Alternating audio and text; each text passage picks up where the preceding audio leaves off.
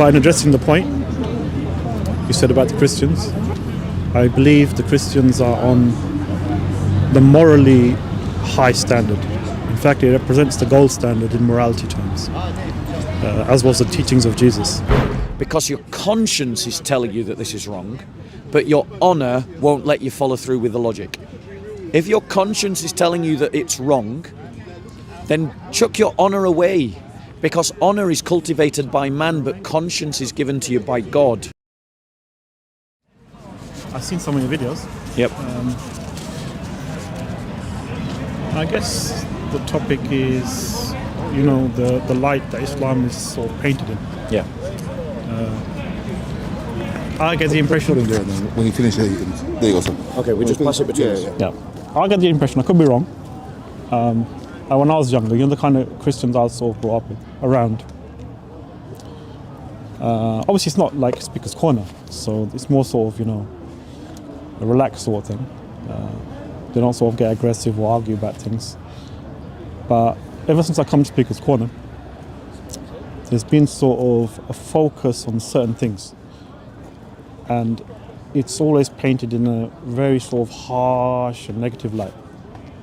Like the word pedophiles are thrown around and this sort of thing. And, brought up in this country as a Pakistani. I remember a long time ago, we're talking like before 20 years ago, where racism was sort of worse than it is now. Because I saw I saw a good period of quite harsh racism, where you just walk on the streets, someone would spit at you, would say all sorts of things. And then it went down to sort of a time when it sort of stopped. But recently it's coming back up that curve again, where people, again on the bus, you're hearing comments, people say things, they do things. So what I'm saying is that Christians or Christianity, is it sort of moving towards a union with the far right? Because I know it's not attacking a race. Islam is a religion. I understand that. But it's just what I'm seeing on the streets. The resurgence of something which I remember in my childhood. Except now they just call it like Muslims. They don't say, the words they used to use back then. Like my sister, she got like someone threw a can at her, just for wearing hijab and things. And they say Muslim this, Muslim that. Pedophile, that word is thrown around quite a lot. Can we do one point? Yeah, then? yeah. I'll let you get the microphone. Sorry. So, I guess the question is are the Christians moving? So let me answer that question. Firstly, let's not pretend that huge numbers of Muslims are that aren't persecuting Christians. There are Christians in Pakistan. You said you were Pakistani ethnically? Is that what you said, or did I miss you? Okay, so Christians in Pakistan today, right now, have it far, far worse than Muslims in the United Kingdom. So it would behoove you to do better than talk about the discrimination that's occurring here to Muslims when Christian churches in Pakistan are getting bombed, and when there are anti-Christian pogroms in Pakistan, and where Christian girls are being kidnapped in Pakistan and forcibly converted to Islam, where Christians live as second-class citizens. Try talking about that, and then I will take your complaints more seriously. Because Islam teaches the kinds of injustice that we see right across the Muslim world. Because the kinds of behaviours that we've seen in Pakistan are not unique to Pakistan. They occur in Egypt. They occur in Nigeria. Now, Nigeria, Egypt, and Pakistan are not united by a single culture. They're not united by a single economic system. They're not united by a single government. They're not united by a single language. They're not ethnically the same. The Egyptians have been Arabized. The Nigerians are African. And the Pakistanis are Pakistanis. But yet, we see exactly the same kind of reprehensible, Christophobic attacks by Muslims against Christians. Girls are being kidnapped in Egypt. There are anti-Christian pogroms. Christian churches are being desecrated, just like in Pakistan. Same in Nigeria. Same kind of behavior. What is the one thing that unites the Muslims of Nigeria, the Muslims of Egypt, and the Muslims of Pakistan? Answer: Islam.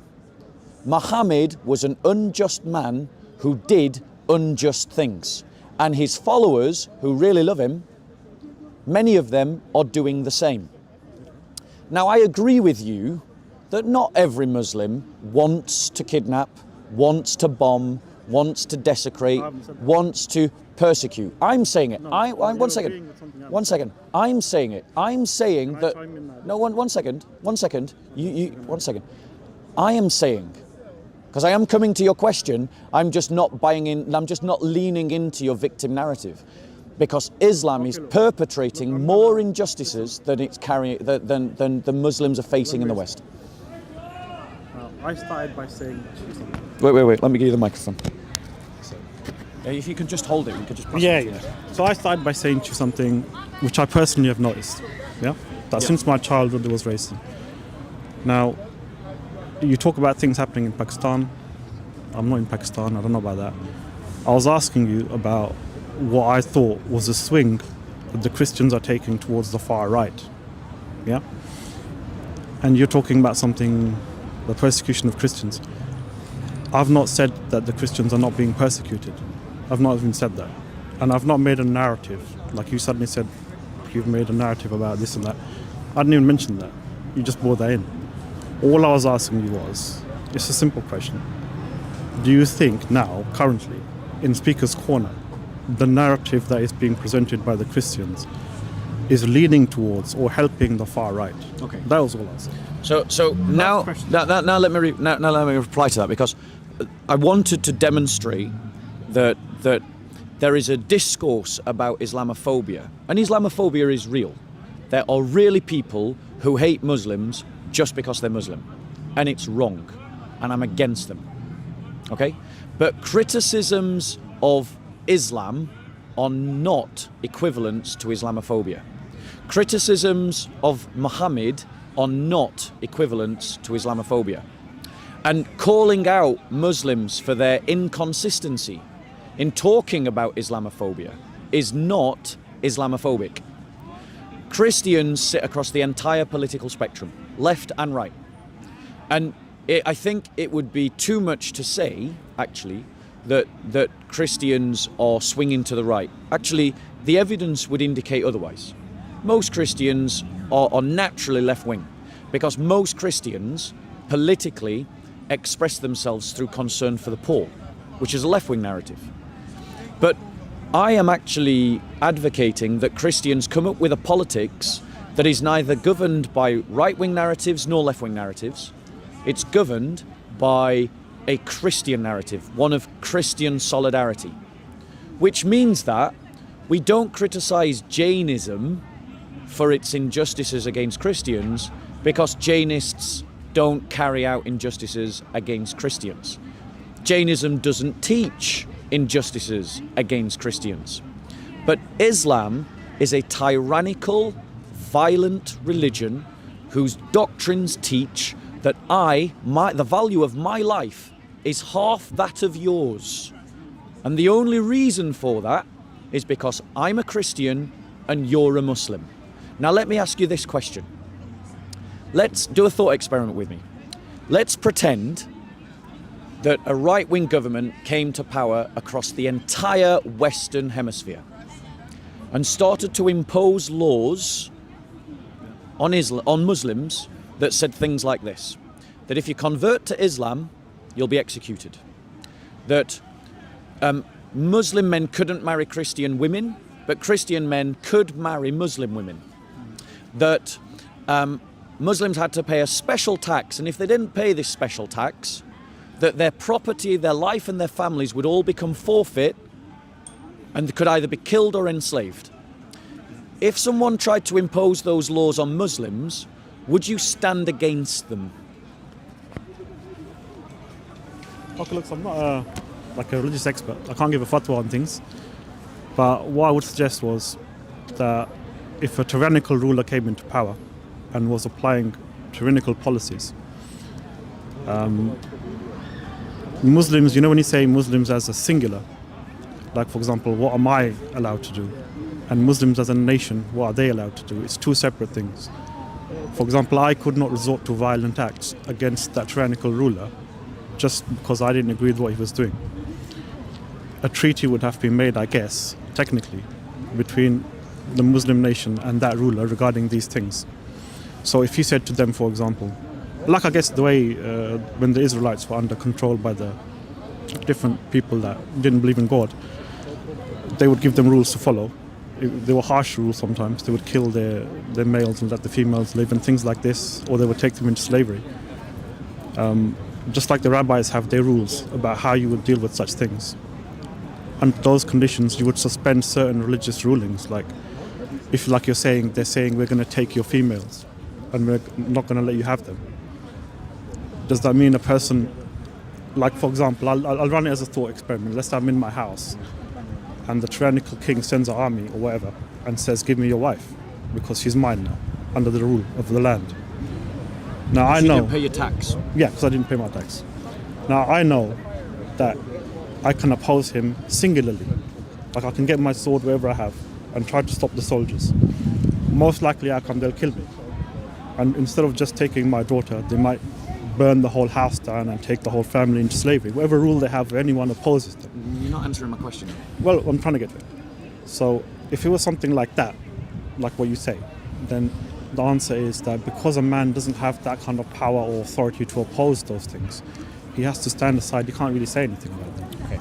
So it didn't escape my notice that you equivocated on the question, and I don't think it will escape the people that are going to watch this on YouTube that you equivocated on the question, because I asked you if someone imposed the law on Muslims that Muslims, according to Sharia law, would impose upon Christians, would you oppose them? And you equivocated on that question. Well, you'll just have to wait. So the fact of the matter is, I think, so I'm going to ask you again, do you think that Muslims, including yourself, would call Islamophobic laws that said, if you convert to Islam, we will kill you. If you don't pay this special tax that no one else has to pay, we're going to take your land, your property, and your family, and maybe enslave you, maybe kill you, and that your churches, for instance, couldn't, so that you couldn't perform the adhan, that your mosques had to be lower than churches. These are the kinds of laws that Christians have suffered under Islam for 1400 years. These is the kind of persecution that Christians still suffer under Islamic rules. In Egypt, the Christians must apply directly to the president to repair their church roofs, which means that many churches don't get the repairs. It's a legal ruling. It's a legal ruling. It's a legal ruling imposed on Christians because they're Christian, not Muslim. It's a way of degrading them, because that means that legally they can't perform repairs and their churches break down and collapse. Muslims don't have to go through those hoops. They can just get on with do the repairs. When Christians repair their churches illegally, if some Muslim decides to report them to the authorities could potentially come round and damage the church, even tearing it down. So this is the kind of rules that Christians live under today. And Islam is the source of those kinds of rules. So let me ask you again. If we imposed upon you, and by the way, I want to stress, I don't think that every Muslim follows Islam. There are many good Muslims who are good Muslims precisely because they don't follow Islam. I only have a problem with the Muslims that are trying to be like Muhammad, because Muhammad was a despicable man, and the more you imitate him, the more despicable you become. Yeah. Well, that was not my condition. Yeah. Well, there you go. And this is the thing. Muslims insult our religion. You mock... Muslims insult... We've got it on camera lots of time. Muslims mock the Christian faith. Well, you need to go and speak to all the Muslims. I'm not all Muslims. I'm sorry, but no, I'm not going to. You... Despicable prophet. He is a despicable prophet. What would you call a man that legitimizes rape? But we can't go into it because it's insulting. Why is that insulting? If Muhammad No, did you it, said, listen. I'll let you reply. Yeah, if you word it like this, if you said to me, look, your prophet said this thing, I can try to respond to it. But despicable this, pedophile that, this is what I'm trying to speak against. I don't like this kind of wording, you know. And me personally, Speaker's Corner, you can say what you like, but I'm just saying with me personally, just, you know, my fuse just goes and I can't, you know, I start stuttering, let's put it that way. You know what I'm saying? I like we a can less, have a conversation. Yeah, but you know what I mean. I'm not You know going to what I have my freedom of speech curbed. I understand, but it's just the way I, you know, I don't. Well, that's fine, but I I'm don't not, respond well to that. I'm not going. If It's my the way I am. If you are upset by the example of your prophet, No, then if perhaps- you had said despicable, that guy there despicable, it's the same thing. Like, the wording is just like it's really not. You wouldn't. It gets get, to me. If I called him despicable, you wouldn't get upset. No, I'd about it. walk away just like the same. I'm saying the kind of wording I don't talk like that. Right. Let's You know, just it's not my. let's have a look. Hold on. So one where he second. sanctions rape, you're saying? Yeah, he sanctions rape. Okay, we can have a look at that Yeah, let's have a look at that. because I don't sanction rape. So Okay. just to be on the record. Right. Okay. So here's the thing. The reason that I believe that Christians have the right. Sorry. The Christians have the right to oppose an ideology that teaches evil. And I notice for the second time you haven't addressed my question. The question is, thank you, sister. You're doing a wonderful job. Can I have one as well? You're doing great. Thank you. Well done. Would you like this one? I'll take that one from my back pocket and I'll use it later. Okay. Thank you. You have a lovely day. You too. God bless. So, here's the thing.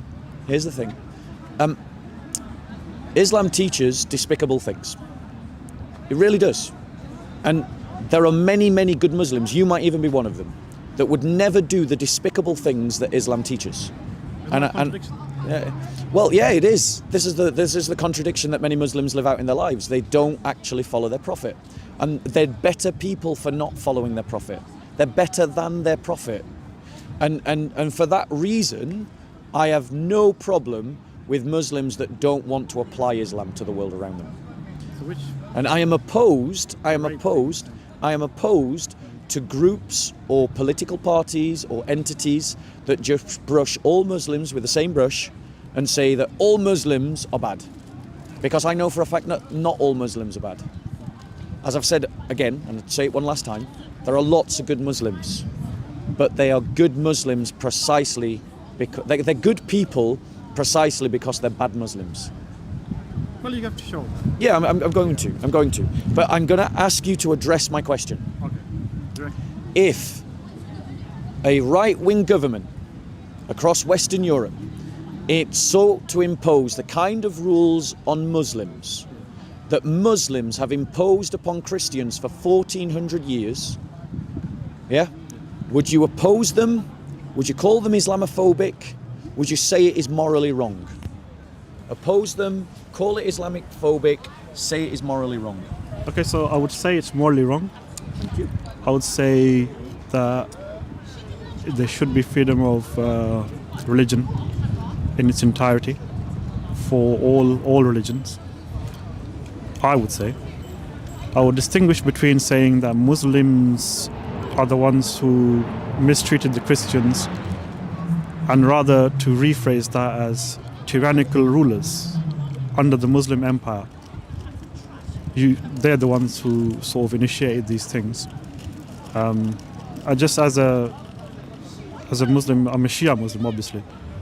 So we believe that since the time the Messenger left, Islam and its real interpretation was from the 12 apostles of Muhammad, which are the Imams, and therefore most of the current things which you're referring to probably is from the Sunni side of the fence. Although you can correct me on that. But when you said, what's my opinion regarding the persecution, and if someone today, let's say, was applying what was being applied, I guess you're saying to the Christians of you can't repair a church, you can't ring the bell loud, these rules, I think it was the Treaty of Omar you're referring to, yeah. Those all conditions, I would say that's wrong. Okay. And Brilliant. yeah. So what you've done there is you've condemned your own book. You've said that your book teaches things that are immoral. Because if people did them to you, it would be immoral. And I agree with you. Which means that you need to find a better book, basically. And the thing is, you clearly are a good man. If you can see wrong and call wrong wrong, then you're good. Or at least you're better than what is bad. And if you're saying that the kind of rules that we see in the Quran are wrong if they are done to Muslims, then that means they are wrong when they're done to Christians. And that means that you can't follow your own book. I'm going to give you an example. And what you need to do is find yourself a better religion. Not and many points at times I can't. And that better religion is Jesus Christ and being his disciple, who you already believe is the Messiah. It's a morally correct religion, yes. So you say it's morally correct, but let me ask you this. Because in Surah 4:24 it says this. Having in Surah 4:23, it gives a long list of people you can't marry. Yes. That you can't have intercourse with. Yes. It gives a long list of people that you can't have intercourse with.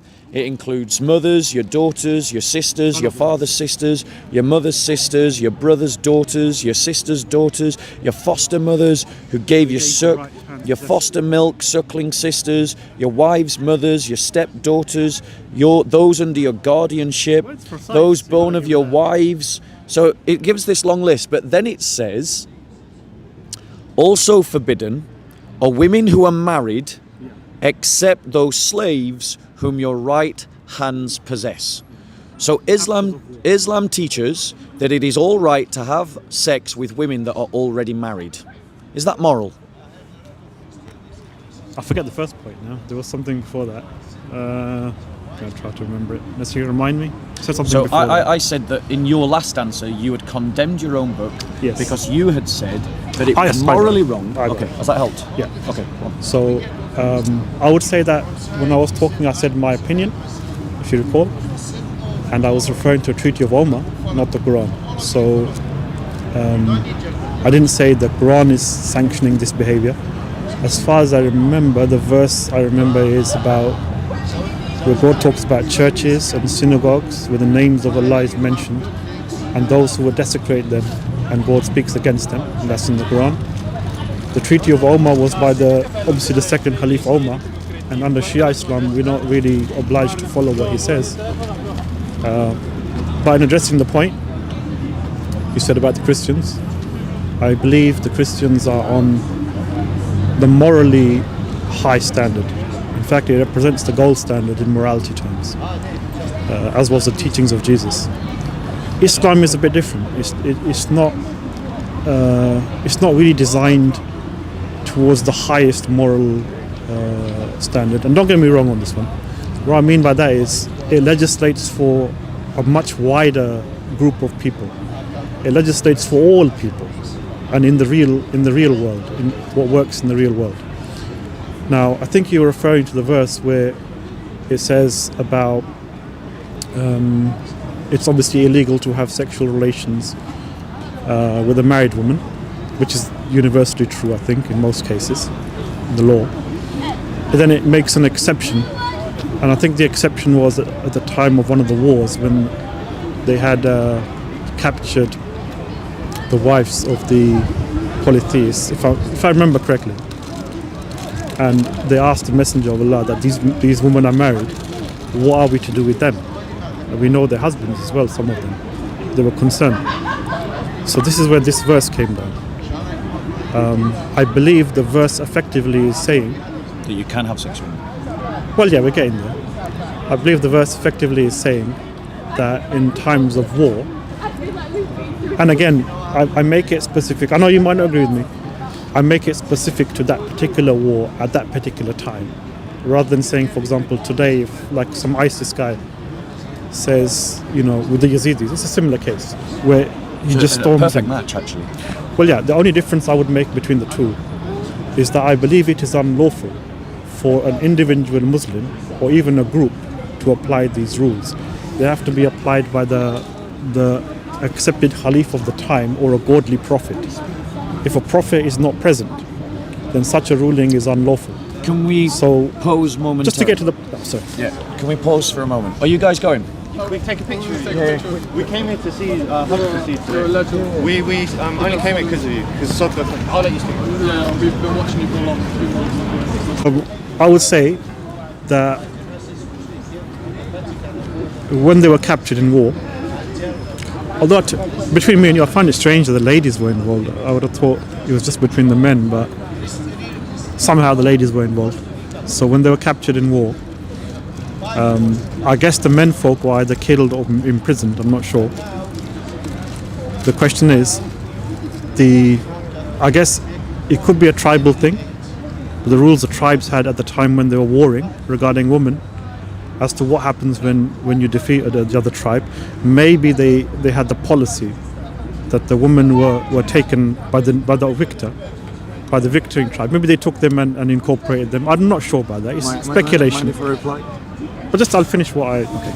So what I would say was that if a prophet who is inspired by God or has a direct line to God is in the position of a battle, and according to the rules of those times, what used to be done with the women, it was maybe a lawful thing to do. And if you ask me today, if some gang says we're following the religion of Muhammad, let's say, like example ISIS, and I raid a town, and I say, look, these are prisoners of war, therefore the Quran says I can do this and this and this. What I would say was, as a Shia, we Shia don't really follow it like that. We believe in sort of the divine intervention of imams. They would guide us to the right path. So such a thing would have to be sanctioned by an imam. And because the 12th imam today for us is in hiding or not accessible, therefore those rulings would become unlawful to apply in the field. So what we've got there is a backhanded admission that Islam teaches something immoral. Because I wasn't quoting a hadith. I was quoting the Quran. That's what I quoted. And without any prompting from me, you gave the context of how was happening when the Quran verse was revealed. Which means that, and you did it in such a way as to distance yourself from it. And the reason why you distanced yourself from what your holy book teaches is because you're better than your holy book. And I agree, it is wrong. It is immoral. It is something that should be opposed. And if there is, and your comparison of ISIS to Muhammad is a perfect one. Because Muhammad had a war, he captured people, and then he allowed his followers to rape them. And then ISIS had a war, captured people, and then allowed their followers to rape them. And if you want to excuse it and say it was marriage, well, it's adultery, because these people were already married and their husbands were still alive. So Muhammad sanctioned adultery. So whether we're sanctioning adultery or sanctioning rape, Muhammad is wrong. Now, one second.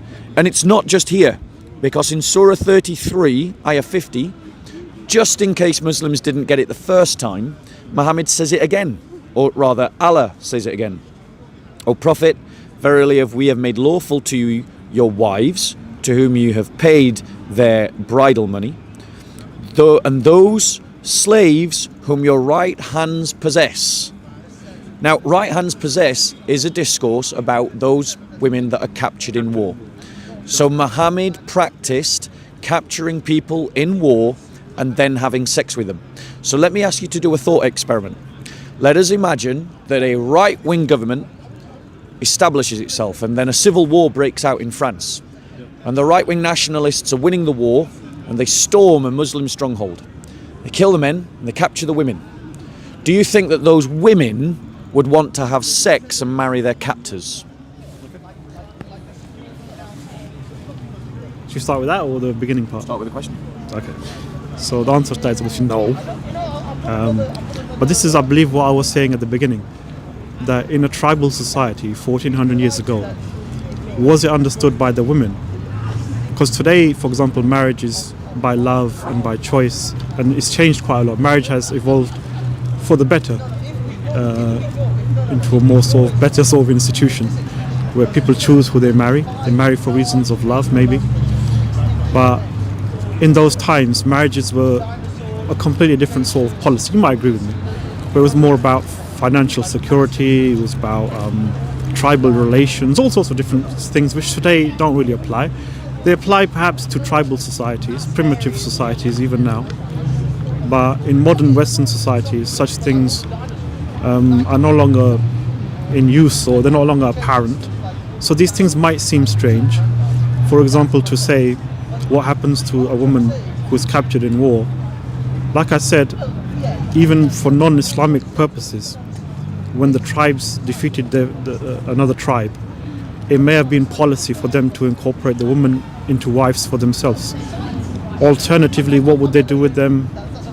Based on the kind of tribal society it was, I couldn't say what they would do with them.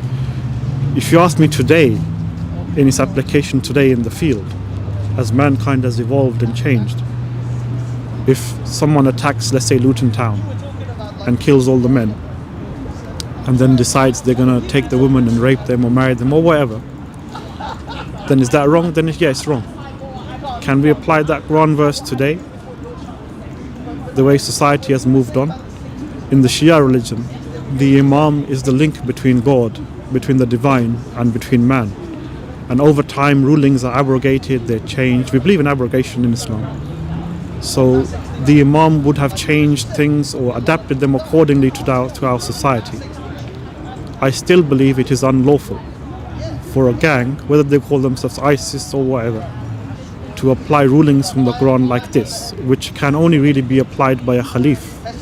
And as far as I'm aware, the Khilafat of the Muslim Empire ended upon Hassan, because after Hassan ibn Ali, it became a dynasty. It became something which passed from father to son, and it became about control and power and various other things. So beyond the first 5 Khalifs of Islam, I don't really take any responsibility for them. Okay. So, once again, because you have a good heart and a good conscience, you have tried to distance yourself from Quranic teaching. But the thing about the Quran is that it says that it's perfect guidance. The thing about the Quran is says that it's clear guidance. And the thing about the Quran is that it says in Surah 5, Ayah 3, that this day I have perfected your religion for you, completed my favour upon you, and have chosen for you Islam as your religion. And this verse is talking about things that are halal and haram. So the Quran is talking about things that are halal and haram, and it's saying that it is halal to capture and therefore rape women. Of which I'm happy to say you are not one of them. But I have noticed that you have managed to create a cognitive dissonance between what you believe personally and what the Quran teaches. Because if you're not willing to follow your best example, Muhammad, and you're not willing to do what's clearly instructed in the Quran, what you're really saying is you want a different religion. And I agree, you should have a different religion. That religion is Christianity, because Christianity doesn't teach that you can capture and rape women, but Islam, the Quran, does. Now, you said that it was something that happened 1400 years ago in a different time, a different system, tribal sense. And the thing is, if it was the case that Muslims believed, as we Christians believe, that there is someone who is going to guide us into all truth, the Holy Spirit, and that if you believed, as we Christians believe, that the Bible is an expression of our faith, a distillery of Christian truths, but is not itself the source of the Christian truths, then you would be able to marshal that kind of argument. But you believe that the book that I'm holding in my hand is perfect, is clear in Arabic, and is guidance to mankind. And it teaches something that you recognize as being unjust. And simply using the kind of arguments that we use about the Old Testament to justify the Quran, if you're going to use that kind of argument, you've got to complete the logic. We Christians don't copy the descriptions that we see in the Old Testament, where God commands them to wipe out an entire nation. We don't do that because we see it as history, we see it as an instruction given to that particular time, and we see it as part of an old covenant set of literature that is interpreted via a new covenant. But you're saying that this is the last covenant, this is your New Testament, this is your new covenant document. So your logic doesn't, your defense works if you have a concept that this is an old covenant document, but it isn't. You believe it's a new covenant document. And you don't even believe in the covenants. You don't have the covenant system that we do. So you can't marshal our defences to defend your book. Now, and that's why I reject your sort of tribal defence, because the Quran is giving instructions today. It's not giving instructions just for 1400 years ago. In the Old Testament, we have instructions that were given just for the time of Moses or just for the time of David, but because of the new covenant and the coming of the Messiah, they are reinterpreted, and they are not, the new covenant documents are the prism through which we interpret the old covenant documents. Yeah, but you don't have that. Now, you talked about the Imams, that the Imams are the guidance to the Quran, but Shia don't have a living Imam. There hasn't. But they do by night. The living Imam is not speaking to Shia today. The living, Some say he is. Some, but not all. The Shia believe that there is an Imam in hiding who's going to come back later. But that means that he isn't interpreting the Quran for you. No. But all the living Imams that we had, can you show me where they say that? Show me one of the statements from one of the Imams of the past where they say you should not capture women and then either marry them or rape them. Can you show me one of the Imam statements relegating the clear text of the Quran to history? You're giving me too many points, I can't even remember them. Well, just deal with the last one. My mind isn't what it once was. Fair enough. Just deal with the last one. The last one is that even recording? Is this picking up? No, no. So are we just can holding leave this for it, now? we can talk another day. Yeah. No, are you picking up? Yeah. Are you picking up the sound? Which I'll clearly? give to JC. Okay. I was so actually go- quite apprehensive to talk to you because normally you have the tactic of saying things out loud. Right, this Muslim said this. I only shout if I need to. Yeah, but he was actually went all right. So maybe we can talk another day because No, he is recording. No, it's okay. Yeah, It's recording and it's going to go on camera. So what I want to ask you is, show me. Is he all right? Live and learn. Live and learn. Live and learn. So here's the thing. That's how they learn, though, isn't it? Here's the thing, right? Show me any statement from the Imams that say that this is Battery. that you can't take slaves and have sex with them or marry women that are already married. Show me one of the Imams that said that. 4 minutes. no, but I've not said you can't do that. What I've said is So you agree with what the Quran teaches? no. Let me say it in my way. Okay. And maybe I'm saying it wrong. The way I view Christian religion is that it's someone who's trying to follow a morally correct path. In fact, a morally perfect path. All things being equal, it perhaps would have been the ideal religion. But given that men behave the way they behave, and perhaps the devil is involved, perhaps it's a foul nature, a morally perfect religion. We're back on filming. Yes. Yeah, so a morally perfect religion in the field might not quite work. Yep. They might just end up getting persecuted, if you see what I mean. Right. So what I'm saying is what the Quran represents is a compromise on the one hand Yeah. between a morally perfect religion and what works in the field. Yeah. So these kind of like thorny issues, like what would you do with someone who's married but is captured in war in a tribal society? If you are morally perfect, perhaps you would, make a separate house for them, let them stay there, and give them freedom to choose who they want to marry. Incorporate them into your society in that way, which would make sense to me. But these Arabs, the ones that are following the religion of God, similar to the Israelites who are following the religion of God in their time, like you say, they done things or things were said to them, which according to the new covenant with the Christians, is not something you would now today try to apply or use in the field today. The question is, back then, those things in the field were the only things that worked. And God was the one who was giving this information to them. We don't say God got it wrong. We just say God knows what works in the field, what the people will agree to. For example, these tribal societies, if you had told them, okay, these ladies you've captured, take them to the side, make a nice house for them, set them free, and they can do what they want like that. This, for them, I think, it wouldn't have worked for them. Yeah. So, once again, That's the reason. once again, what you've done is you've distanced yourself from the plain Quranic teaching. And it's actually a testament to your character that you just don't want to do what the Quran teaches you. And that you're trying to relegate a book that is giving eternal guidance, perfect guidance for all of humanity, for all time, to the 1400s. Sorry, to the 7th century. And once again, I agree with you. The Quran belongs in the 7th century. It's a 7th century book written by Arab Bedouins. And the reason why it belongs there is because it's despicable. And the thing that one second. The thing is that it needs to be relegated to the 7th century.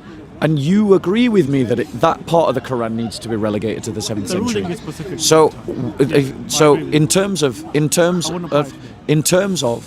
and thus it's another cognitive dissonance that you've applied, because you're trying to uphold on one hand that the Quran is guidance to mankind, but then when that guidance conflicts with your better conscience, what you're saying is, well, that's applied at some time in the past. But once again, I want to say to you, you don't have a covenant system. We Christians have a covenant system. You're using a covenant system defense, but you're using it against the Quran, and the Quran is your New Testament literature.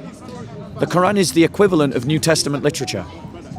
And so you can't use an Old Testament defense that we Christians use, because you don't have the covenant paradigm that underpins that.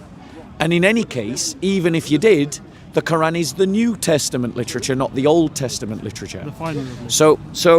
And you haven't also shown me an imam, any of the ones that you accept, that relegate, as you want them to, this passage to the 14th century and say it's not applicable today. Because every imam, I would wager money, every imam of the 11 or 12 or whichever version of Shia Islam, the 12, all the 12 imams and their recorded statements, not one of them relegate that to the past. They all apply it, they all believe that it should be applied.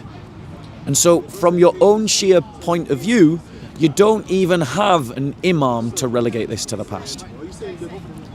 Now, it's been a real pleasure to talk to you. Do you want to come back on that before we stop? Or do you want to keep going? It was good to talk. I mean, Do you want to keep going? Or do you... well, I'll make a little statement. So, again, what I'm trying to say is, consider a scenario where the tribal system that was in place at that time occurs again now in the future. The way I think of the Quran, that's again, I'm giving my personal opinion, is that it tries to apply the kind of ruling that works in the field rather than the morally perfect one. The morally perfect one is the one that we should apply ideally. I agree with you there. Most of my agreements have been along those lines. But what men do and what men allow to be done and what God wants done are two separate things. And this is the main problem. So what I would say was, if that tribal system came into existence again today, then what you're saying regarding the ruling in that verse would apply. Yes. But as mankind has evolved since that time, you see what I'm trying to say? Because like I said to you, marriage, women, property, these ideas have changed over time. That Quranic verse, which you're saying, because the Quran, I understand it, the Quran's a final testament, so we can't change the things that are there.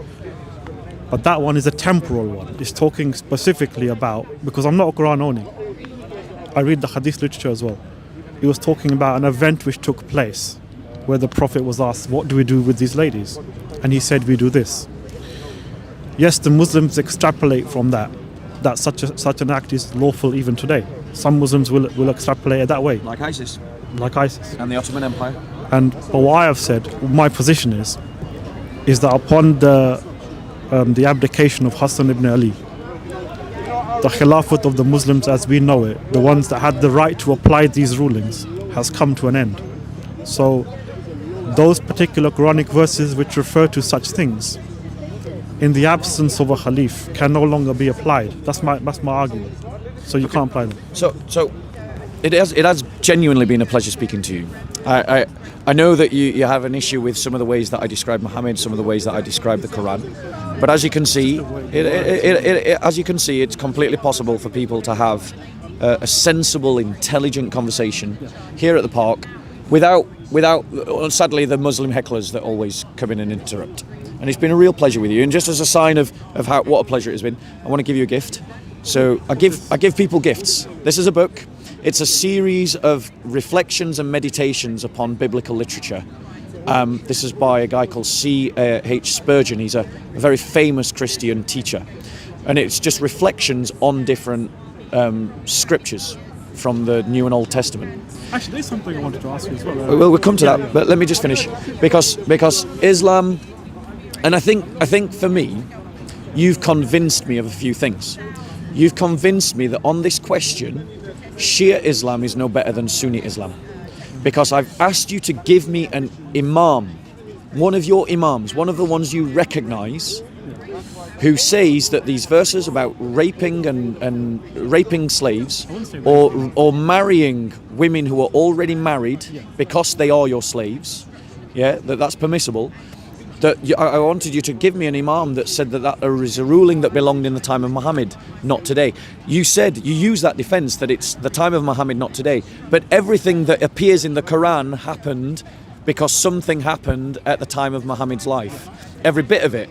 So if you're going to relegate that bit to the past, why don't you relegate the rest of it to the past for the same reason? Now, the thing is, bro, there's inconsistencies in your logic. And there's inconsistencies in your logic because your conscience is telling you that this is wrong, but your honor won't let you follow through with the logic. If your conscience is telling you that it's wrong, then chuck your honor away, because honor is cultivated by man, but conscience is given to you by God. Perfect. And what you need to do is you need to look to a better example, and I would say that is Jesus Christ. Because Jesus Christ is a man who never had any training in medicine, but they called him a healer. He never had any qualifications in learning, but they called him a teacher. He never marshaled an army, but they called him a king. Because of his teaching and his example, kingdoms and civilizations have been established in his name. And those kingdoms and civilizations are more widespread than those created by any army. He's influenced more people than any army that's ever marched, any navy that's ever sailed. The argument that you're using depends upon a Christian paradigm, the covenant system, and the idea of Old Testament literature and New Testament literature. But we're talking about the Quran. The Quran is the equivalent of New Testament literature. But you don't have a covenant system, so you don't have the paradigm that you need to marshal the argument you want to marshal. And even if you did, you're talking about your New Testament. And that is a problem that we Christians face. We want to do what our Lord commands us to do, but you don't want to do what Muhammad told you to do. So I wish you a good day. Thank you for coming and talking to us. If you want to come and talk again, it'd be great to talk to you again. And we'll do it just as we have today. And tell me what you think of the book. What was the question that you wanted to ask? There was one other question you said. Oh no, it was I'll just sort of chime in with a bit of a reply though as well. I believe in the verse where the God says in the Quran that the Christians, you will find them as your dearest friends. This was before the wars, obviously, before Islam turned to a different sort of side in the beginning. The advice God gives us in the Quran is that the Christians, you will find them the closest to you and men of faith. And like I've said it before, I'll say it again. The Christians to me represent the highest moral standard. Perhaps were it not for it, the highest moral standard not working in the field, as you know, people have a mostly inclined towards evil heart. Perhaps it would be the religion of choice. But I believe that God advises me in the Quran, in the friendship verse, to take the Christians as our conscience when it comes to good and evil, because they have a very, very sort of good standard. and the Muslims will sort of, I think, appreciate. I don't know if you. I'm using the stick. Actually, I'll get back to my question if I veer off on a tangent. The question was, is there a good Bible you recommend? Because the only one I had was like a very old one some lady gave me. It's an ancient one from 100 years ago. So But if today someone wanted a good sort of copy of the Bible, the New Testament, what would you recommend? So personally, I use the NASB, which is the New American Standard Bible, and what we mean by this is that there are different translations of the Scripture, and there are discussions amongst Christians about what passages are canonical, what books are canonical, but the NASB is a very well done scholarly translation. It's aimed at a higher level of reader, so it's aimed at a high-level reader rather than a young, low-level reader. It's aimed at someone whose native language is English. They used multiple texts, Latin, Slavonic, ancient Greek, Hebrew, Aramaic, Coptic, to do the translation, comparing the different translations to get the most accurate transmission. And so I would encourage you to read that one. Yeah. And just to come back to you on your comment about you quoted the friendship verse. And the thing is, yeah, the Quran says that. In the beginning, yeah. But then the Quran also says this: fight against those who believe not in Allah, nor in the last day, nor forbid that which has been forbidden by Allah and His Messenger, and those who acknowledge not the religion of Islam amongst the people of the Scripture, that's the Christians and the Jews, until they pay the jizya with willing submission and feel themselves subdued. When it became warlike, yeah. But Like that a peace-like version. it became warlike because of what the Quran says. But you agree the Quran has sort of, if you like, two sort of, you can divide it into pre-war and post-war. Before, Yeah, but, and this is my point. This is I my would rather keep it with the. And this is my before point. the- You're better than your book, and you're better than your prophet, and it's a pleasure to meet you. It's good talking. God bless. Next time maybe we can talk about some Christian topics. Yeah, absolutely. We'll try Let's to do get that. hold of Bible and Yeah, I'll tell you what you do. Have a read of the book, read the Bible, come back with some questions, and we'll just talk about Christianity and questions about Christianity. All right. God bless. Nice talking to you, bro. So let's just do a quick wrap up. The brother has come down he wanted to talk about what he perceived as the increasing Islamophobic prejudice. And indeed, there is Islamophobic prejudice. Islamophobia is a real thing. There are people that do hate Muslims just because they're Muslims, and I find such people ignorant and stupid. There is, however, a legitimate reason to oppose Islam and to oppose those who want to impose Islam or to practice Islam fully on those around them. And that's because Islam teaches injustice. So we have to separate out Muslims from Islam and those Muslims who want to impose Islam and those Muslims that don't. And the reality is, in my experience, Muslims that don't want to practice Islam are the better human beings. The Muslims that want to practice Islam, the more they want to practice Islam, the worse as a human being they become. Whereas a Christian who wants to practice Christianity becomes a better human being.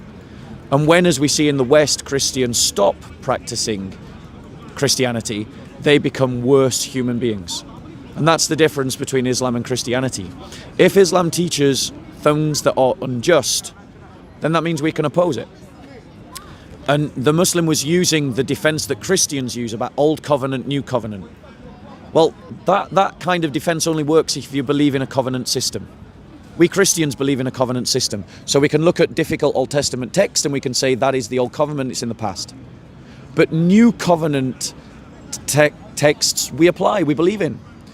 This is the New Covenant scripture according to Muslims. So why are they using an Old Covenant defense? They neither have a covenant belief system, nor even if they did have a covenant belief system, is this Old Covenant literature. It's New Covenant literature, which means they can't use an Old Covenant defense. So their arguments make no sense. And the reason why they argue like that is because there are Muslims who are better than their religion. But my point to you is, if you are better than your prophet, if you're better than your religion, maybe you need to find a better one. Whereas we Christians would say to a man that we're not as good as Jesus. We Christians would say to a man that we want to imitate Jesus in all things. We Christians would say that we want to live by Jesus' teachings without exception. And as we've seen, Muslims can't say that. And they can't say that because Christ is better than Muhammad. Christianity is better than Islam. And if you are one of those Muslims, like this brother, who doesn't want to do what the Quran tells you to do because you're a good human being, then that is telling you you need to find a better religion. And I offer to you our Lord Jesus Christ. Become one of his disciples, pick up the New Testament, read about Jesus, and ask yourself this question. Why does the Quran call Jesus the Messiah? If you understand why people called Jesus the Messiah, then you would understand we don't need another final prophet. Because in Jesus, we've got everything we need. Good to see you, Soko.